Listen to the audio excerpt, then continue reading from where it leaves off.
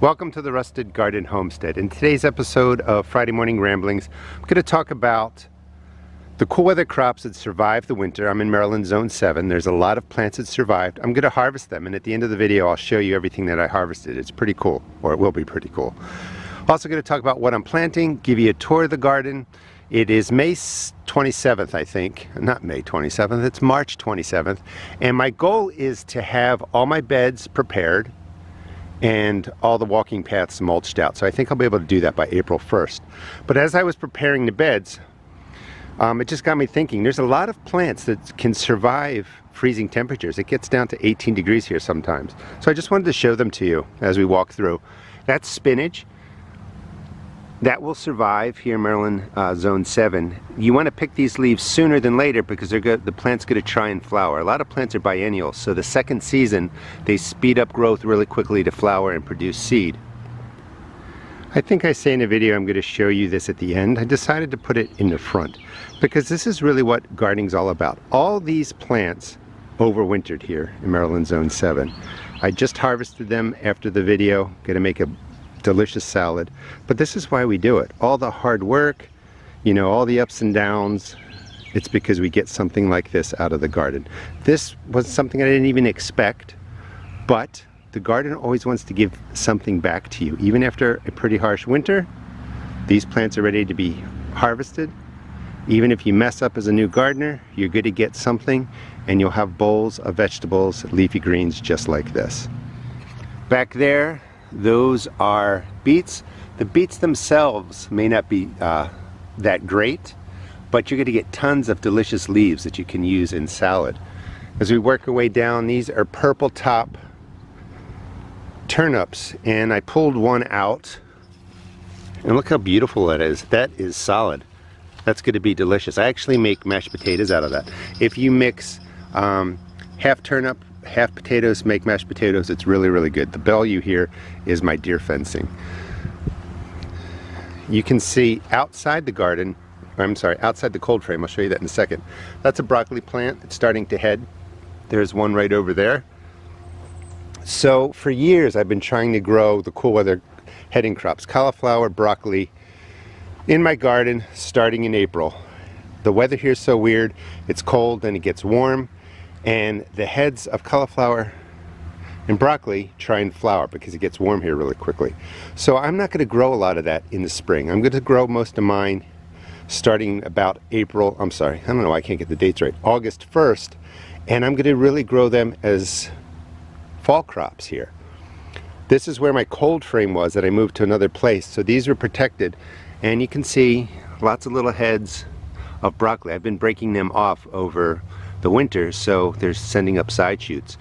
Now this head is getting loose because it was 70 degrees yesterday. It's going to be 70 today. You want to pick this quickly before they start to flower. Using the polytunnels that I've showed you in different builds, I am going to, like for instance, I'll plant a whole crop of the cool weather plants in here in August. They won't need the polytunnel really until later September, but as we get into September, October, I will cover them up with the polytunnel, and I'll be able to harvest broccoli and cauliflower, I think, well into December. Hidden in here too are also some wonderful spinach plants. That's going to be delicious.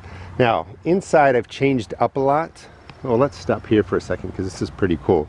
That's my pile of junk that I collect as I clean up the garden. Can you guess what those are? These are actually potatoes that I've grown from seed. These are Clancy Potatoes. So these are going to be going into different beds today.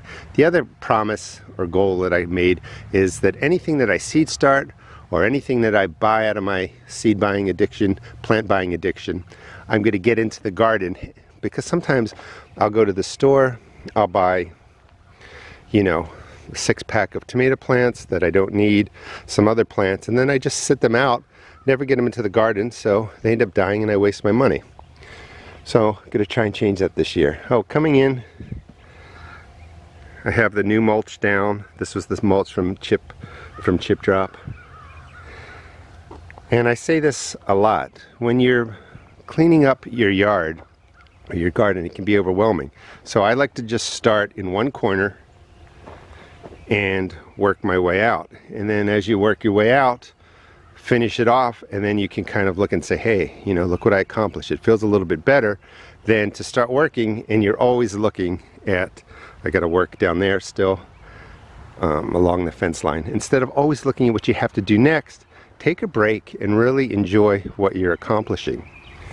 If you remember, I got these out early. We're still in March, so keep that in mind. These are covered with the plastic. We're getting 2 weeks of really good temperature. We may have a night that gets down to 31, but it's just so warm now for the cool weather crops, I don't need the plastic, so I've taken it off. I'll put it back out if I need it. The peas are all up. Peas like well-draining soil.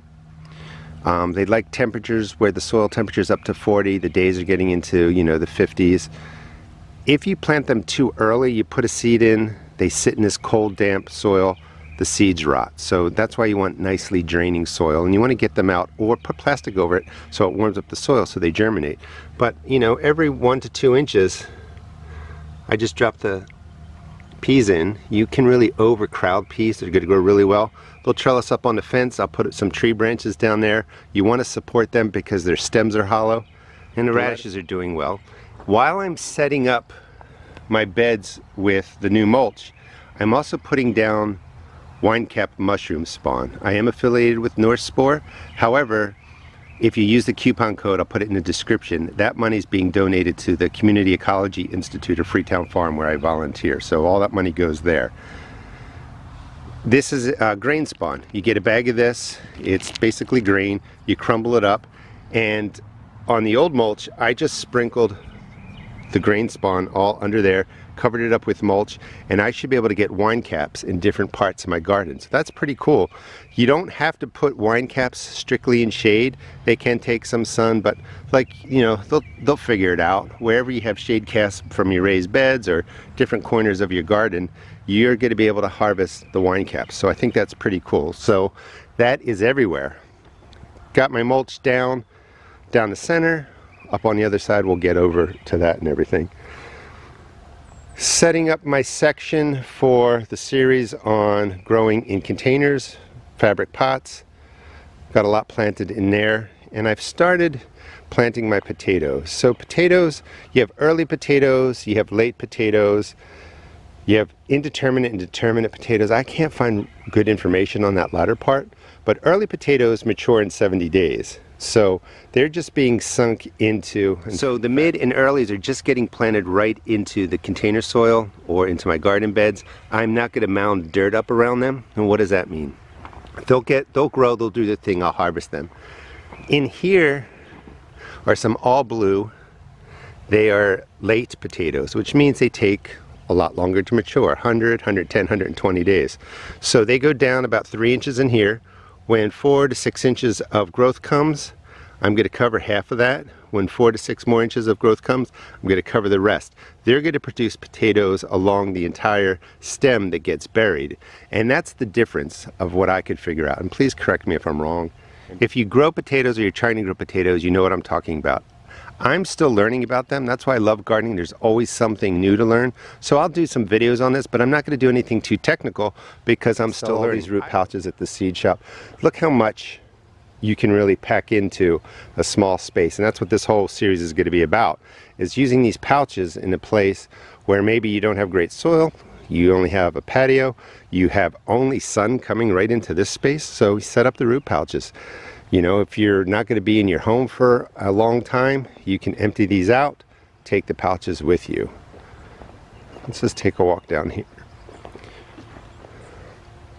These are Brussels sprouts, and they're going to try and flower too, but they survived really nicely. You can see that I've already eaten the top off of that one. I'll be harvesting these, but look right in there. Those are all going to be eaten today. So it's pretty amazing that even with a fairly harsh winter, a lot of the plants are surviving. Swiss chard, beautiful leaves. That's going to try and flower too, so you want to get the leaves early. And when they start flowering, I eat them. I will replace them. I have more chard actually growing. This is a mustard green, and this is what happens. They send out these flowers really quick, but you can eat the buds and the flowers. In fact, if you get the flowers just when they open, they're really, really sweet. The stem might be a little bit bitter, the leaves will be okay, but the buds are absolutely delicious. Kale looks really good. That's going to try and flower too. There'll be hundreds of buds and flowers on there. Let me show you this plant right over here on this side. We'll get over to that side 1 second. You can see in there that is spinach in the front. I had the dome over that earlier in the season. You can see how much greener and bigger it is. Those are carrots that overwintered. I found that my carrots seem to do better if I plant them in the fall, harvest them in the spring. And I think that has to do with the temperatures and stuff like that.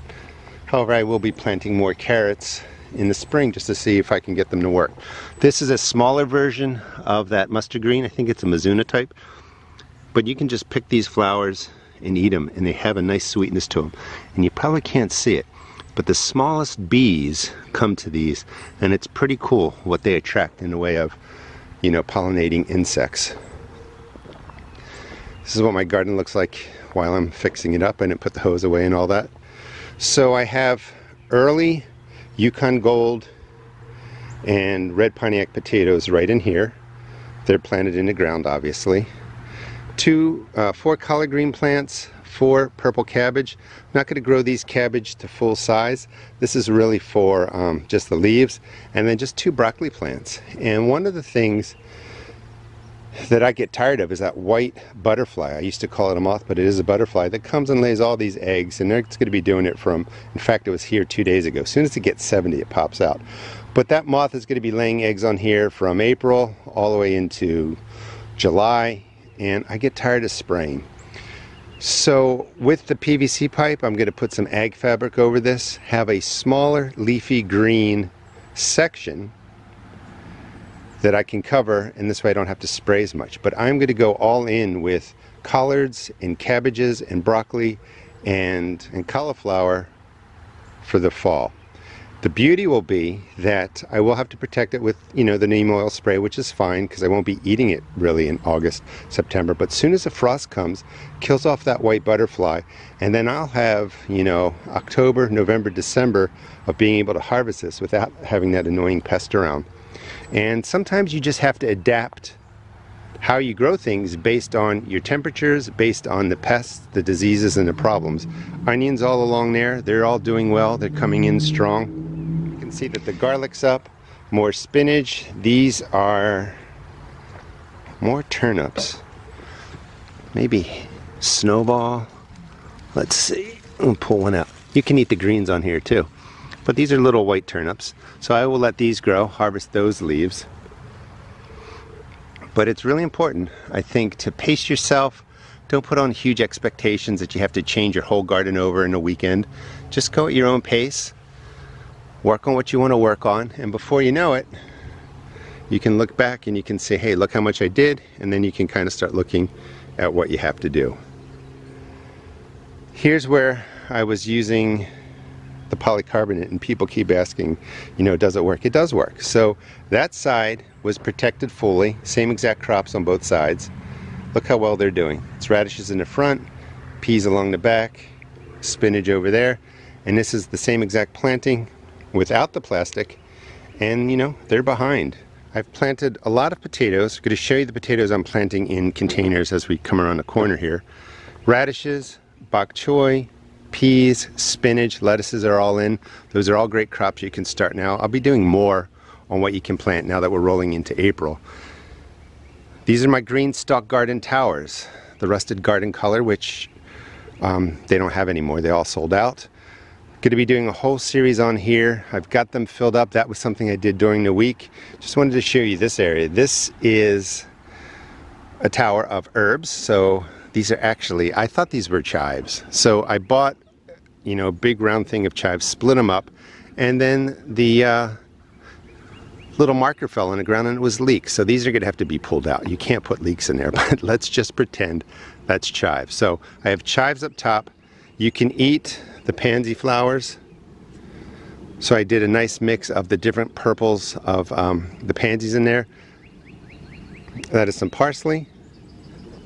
And these are just getting planted up. So I'll be doing a series on this week, really, if you want to subscribe. thyme that comes back. So thyme is a perennial herb that will come back. Oregano, this lavender, Mulchted lavender, comes back. There are some actual chives that are coming back from last year. But these towers are pretty impressive in the sense that in a little 3-foot space, there are, I forget how many, 30 pockets in there. You can really pack a lot into a small space using these vertical towers. This is the one I'm going to be using to teach. I'm going to show people how to fill up the last two so that you can kind of get set up and caught up where I'm at. Not much going on over there, you know, still in transition, but this is where I finished up the mulching from over on this side. I actually started over here and just kind of worked my way back. This is Hardneck Garlic. Look how beautiful that is. That was planted in the fall.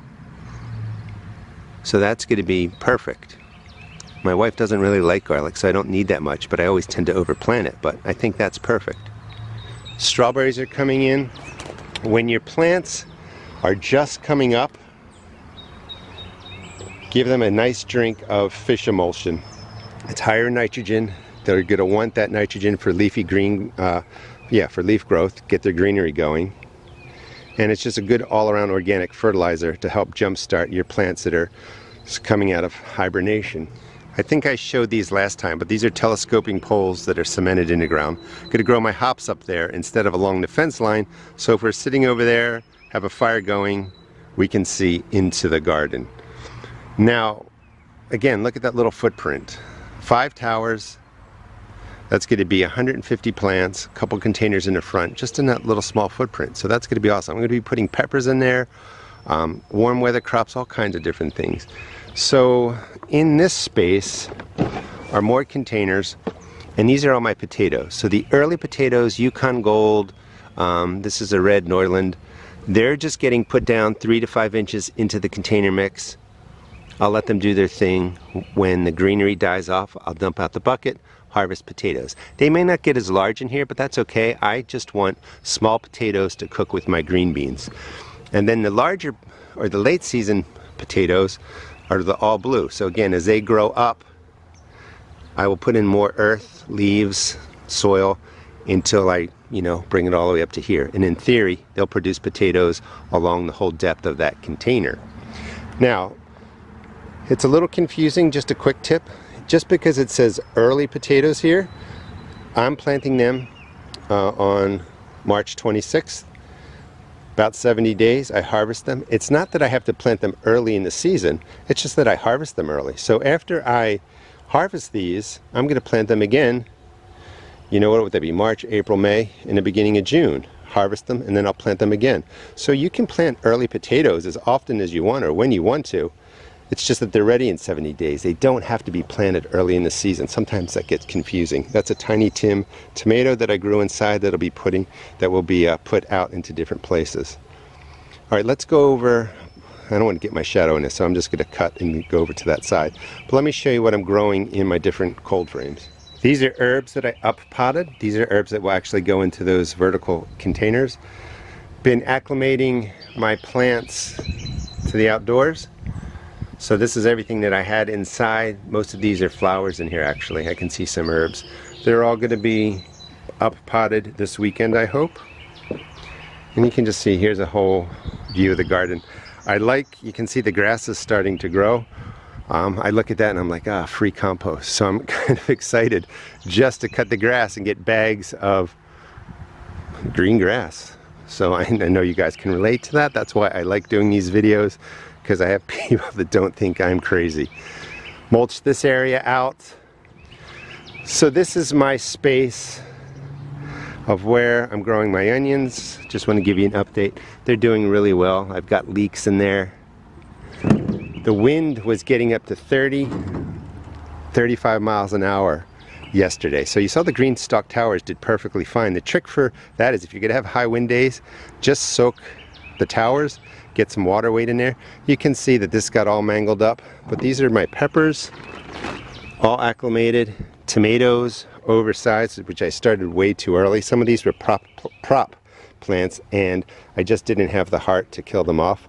I'm actually starting tomato plants this weekend as my backup plants in case things don't go well. I'll have them for you know, the middle of May. And then finally, daisies, lemon balm, oregano, all my leafy greens are going to be going into the towers. Kale, spinach, a couple different lettuces, mustard greens. This is pretty much everything that's going on in my garden. It's an exciting time, spring always.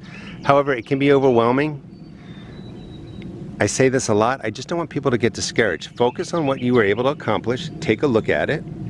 You know, it looks great. Use that as motivation when you have to move to other parts of your garden and finish that out, especially for new gardeners. Gardening is not easy, it's not difficult either, but it takes work, you know. That's why when I do these Friday morning ramblings, I want to leave the hose out, the bags of stuff around. My garden is not always pristine. If you go into my grow area in my house right now, it is covered in dirt and stuff is on the ground and stuff like that. So if I make a video and things look perfect, it's really for the video. My garden is always in transition. I'm always moving stuff around. I'm always working out here. Just have fun with it. Thanks so much for watching. Please check out my seed shop at therustedgarden.com, and I will link my playlist for my 2-minute videos for people that just don't want to watch long videos. These are 2-minute tips, anywhere from 2 to 4 minutes, with all kinds of different things that may be helpful to you when you're out in your garden. All right, thanks for watching, and get outside. The warm weather is coming.